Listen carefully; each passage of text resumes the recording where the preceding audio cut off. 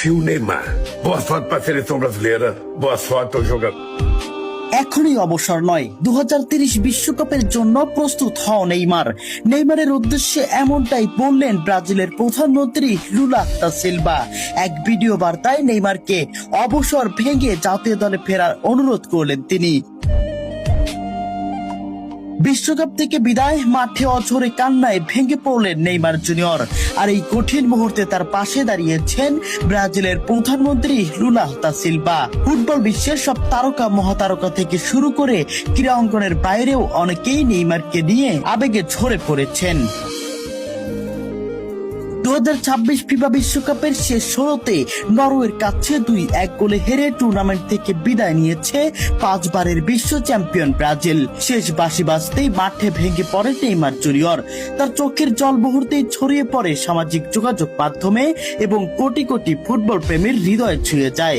Match শেষে Neymar বলেন, আমি বারবার চেষ্টা করেছি, আমার যাত্রা শুরু হয়েছিল এই মেটলাইফ স্টেডিয়ামেই, আর এখানেই আমি শেষ করলাম। এখন সব শেষ, ওই হলুদ জার্সিতে আর কখনোই ফেরা হবে না। এই বক্তব্যের মধ্যে দিয়ে ব্রাজিল জাতীয় দলের হয়ে নেইমারের দীর্ঘ অধ্যায় এখানেই শেষ হয়েছে। নেইমারের অবসরের পর তোলপাড় পুরো ফুটবল বিশ্ব। বড় বড় ফুটবলার থেকে শুরু করে ক্রীড়া অঙ্গনের সবাইকে দেখা গেছে নেইমারের প্রতি সদয় হতে। তবে এবার ব্রাজিলের প্রধানমন্ত্রীর কাছ থেকে এক ভিন্ন ধরনের বার্তা শোনা গেল। অবসর নয়, জাতীয় দলের হয়ে আরো 4 বছর দেখতে চায় নেইমারকে। ব্রাজিলের প্রধানমন্ত্রী লুলা দা সিলভা বলেন, এখনই অবসর নয়, ব্রাজিলে তুমি অনেক দিয়েছো, অনেক দেওয়ার বাকি আছে। 2030 বিশ্বকাপের জন্য প্রস্তুতি নাও, তোমাকে আমরা আরো একটি বিশ্বকাপে দেখতে চাই।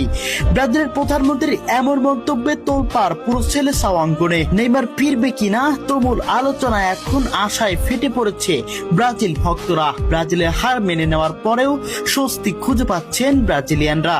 উল্লেখ্য, ব্রাজিলের সর্বকালের সর্বোচ্চ গোলদাতা 2026 বিশ্বকাপ থেকে ব্রাজিলের বিদায়ের পর জাতীয় দল থেকে অবসরের ঘোষণা দিয়েছেন ঠিকই, তবে ব্রাজিলে তার জন্য করা সব অবদানই সম্মান জানাচ্ছেন সবাই। ব্রাজিলের হয়ে 130 ম্যাচে 80 গোল ও 59 অ্যাসিস্ট করে দেশের ইতিহাসের সর্বোচ্চ গোলদাতা হিসেবে আন্তর্জাতিক ক্যারিয়ারের ইতি টানলেন তিনি।